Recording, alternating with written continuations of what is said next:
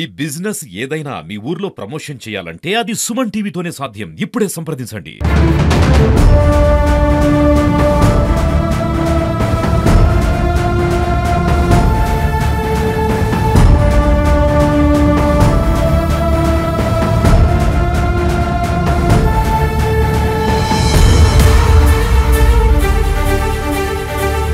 Right, welcome to Suman TV. నేను మీ చందు యాదవ్. కవ్వింపులకు పాల్పడితే చూస్తూ ఊరుకున్నాం, దాడులు చేస్తే సహించాం, కానీ కళ్ళెదిటే కట్టుకున్న వాళ్ళని నిర్దాక్షిణ్యంగా కాల్చి చంపేస్తే ఏడుస్తూ ఊరుకుంటామా?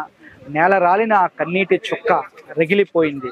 నక్కి ఉన్న ఆ రక్కసి మూకల స్థావరాలపై కారు మేఘంగా కమ్మేసింది. మన ఆడబిడ్డల నుదుటి చెరిగిన సింధూరం సాక్షిగా ఈరోజు భారతదేశం ఆపరేషన్ సింధూర్ అనే పేరుతో ఏవైతే పాకిస్తాన్లో ఉన్న ఉగ్ర స్థావరాలపై దాడులు చేసి పాకిస్తాన్ ఉగ్రవాదుల్ని మట్టి కరిపించింది.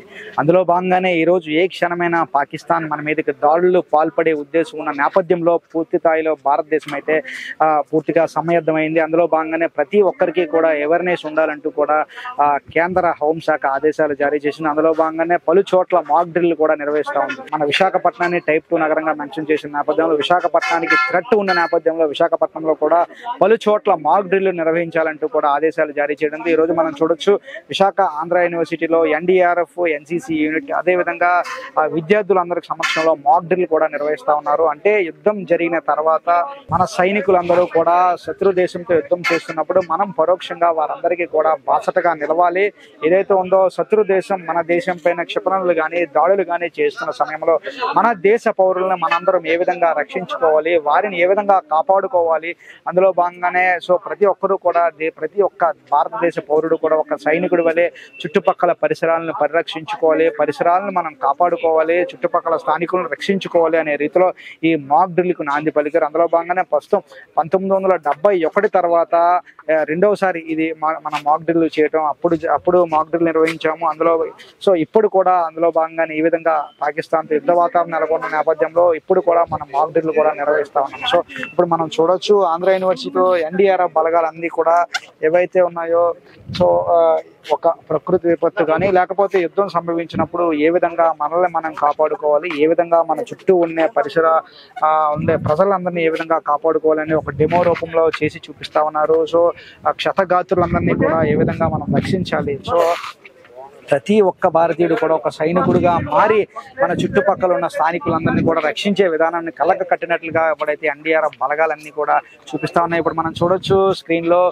ఎన్డీఆర్ఎఫ్ బలగాలు అంటే ఒక ఎన్సీసీ విద్యార్థిని నిజంగా ఒక ఏదైనా అనుకోని ప్రభావం సంభవిస్తే మన చుట్టూ ఉన్న పరికరాలతో స్ట్రక్చర్ని ఏ విధంగా తయారు చేయాలి, ఆ స్ట్రక్చర్ల ద్వారా ఎవరైతే ఉన్నారో క్షతగాత్రులను రక్షించే విధానం కూడా కళ్ళకు కట్టినట్లుగా చూపిస్తా ఉన్నారు. అందులో భాగంగానే సిపిఆర్ చేసే విధానం, అలాగే వారిని రక్షించే విధానం పూర్తి స్థాయిలో ఇవన్నీ కూడా నేర్పిస్తూ ఉన్నారు. ఇవన్నీ కూడా చూడొచ్చు. ఎందుకంటే యుద్ధం జరిగినప్పుడు బలగాలన్నీ కూడా యుద్ధ క్షేత్రంలో పూర్తిగా ఉంటాయి. అందులో భాగంగా మన పౌరులందరూ కూడా ఒక్కొక్కరు కూడా ప్రతి ఒక్క సైనికుడిగా మరి మన చుట్టుపక్కల ఏదైనా అనుకోని ప్రమాదం కనుక సంభవిస్తే ఏ విధంగా మన పౌరుల్ని, మన భావి భారత పౌరుల్ని ఏ విధంగా రక్షించాలి, ప్రతి ఒక్కరు ఏ విధంగా ఒక సైనికుడిగా మారాలి, ప్రతి ఒక్కరూ ఏ విధంగా మెడికల్కి సంబంధించినటువంటి ఎటువంటి ఇది పాటించాలని చెప్పి పూర్తి స్థాయిలో నేర్పిస్తా ఉన్నారు. ఇక్కడ ఒక బ్లాంకెట్ ను కూడా మీరు తయారు చేసే బ్లాంకెట్ ఏ విధంగా మన దగ్గర మన ఇంట్లో తరచూ చూస్తాం, బ్లాంకెట్స్ అన్ని ఉంటాయి. ఆ బ్లాంకెట్స్ ఏ విధంగా ఒక స్ట్రక్చర్ లాగా, అంటే ఒక స్ట్రక్చర్ ఏ విధంగా తయారు చేయాలో నీట్గా కళ్ళకు కట్టినట్లు చూపిస్తున్నారు. దీనివల్ల ఈ స్ట్రక్చర్ తయారు చేసిన తర్వాత క్షతగాత్రులందరినీ ఒక చోట నుంచి వేరే చోటకి, అంటే సేఫ్ ప్లేస్ కి తరలించే విధంగా ఏ విధంగా చేయొచ్చు అనేది పూర్తిగా వీరు కళ్ళకు కట్టినట్లుగా చూపిస్తున్నారు. మన ఇంటిలో ఉన్న వనరులతోనే స్ట్రక్చర్ ని తయారు చేశాడు.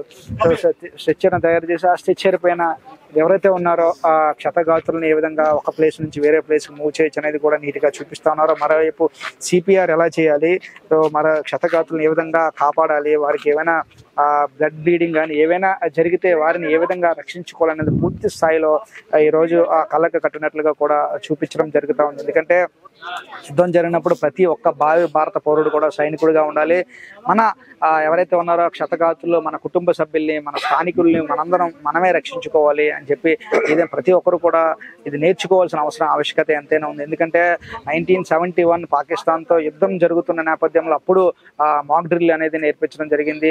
పౌరులందరికీ కూడా అవగాహన కల్పించడం జరిగింది. తర్వాత ఇది రెండోసారి ఈ మాక్ డ్రిల్ అనేది ఇక్కడ మన భారతదేశంలో చెప్పడం. ఎందుకంటే మరోవైపు భారత్ పాకిస్తాన్ యుద్ధ వాతావరణం నెలకొన్న సందర్భంలో పాకిస్తాన్ కూడా క్షిపణులతో దాడి చేస్తే మనల్ని ఏ విధంగా రక్షించుకోవాలి అంటూ కూడా ఒక లెసన్ కింద ఈ మాక్ డ్రిల్ అనేది కూడా నిర్వహిస్తా ఉన్నారు. సో ఇప్పటికే భారత ప్రభుత్వం ఒక వీడియోను కూడా రిలీజ్ చేయడం జరిగింది. సో యుద్ధం జరిగినట్లయితే మనం అందరం కూడా ఏ విధంగా ఉండాలి, సో మన పౌరులను ఏ విధంగా రక్షించుకోవాలి, సైరన్ మోగితే ఏ విధంగా, సైరన్ మోగిన తర్వాత మనందరం ఏ విధంగా అలర్ట్ అవ్వాలి అంటూ కూడా నేర్పించడం జరిగింది. అందులో భాగంగా ఒక వీడియోను కూడా డెమో రూపంలో చూడొచ్చు, ఇక్కడ మనం స్క్రీన్ మీద చూడొచ్చు.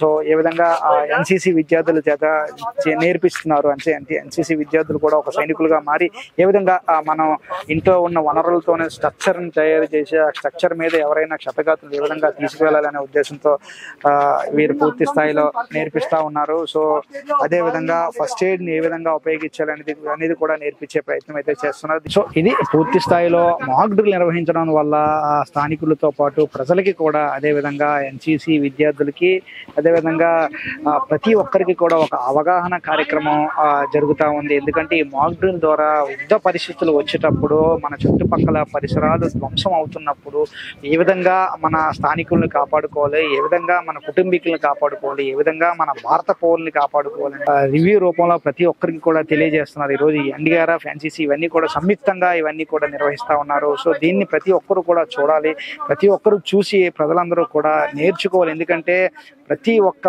భారత పౌరుడు కూడా ఒక సైనికుడు మాదిరిగా రేపు అనుకోని విపత్తు సంభవిస్తే మన స్థానికులు, మన చుట్టుపక్కల వారు, మన కుటుంబీకులను ఏ విధంగా కాపాడుకోవాలనేది పూర్తి స్థాయిలో ఈ వీడియో ఉపయోగపడుతుందని ఆశిస్తున్నాను. ఏదేమైనప్పటికీ సో ఒక అనుకోని పరిస్థితులు కనుక సంభవిస్తే ప్రతి ఒక్కరూ కూడా మెడిసిన్, అలాగే చుట్టుపక్కల సంబంధించినటువంటి మీకు ఏవైతే వనరులు ఉంటాయో అవన్నీ కూడా స్టోర్ చేసుకొని పెట్టుకోవాలని కోరుకుంటా ఉన్నాం. మరోవైపు సో యుద్ధం సైరన్ మోగిన తర్వాత లైట్స్ అన్ని ఆపాలి. ఆ వీడియో ఏదైతే ఉందో కేంద్ర ప్రభుత్వం వీడియోను రిలీజ్ చేసింది. ఆ వీడియోని ప్రతి ఒక్కరూ చూడాలి.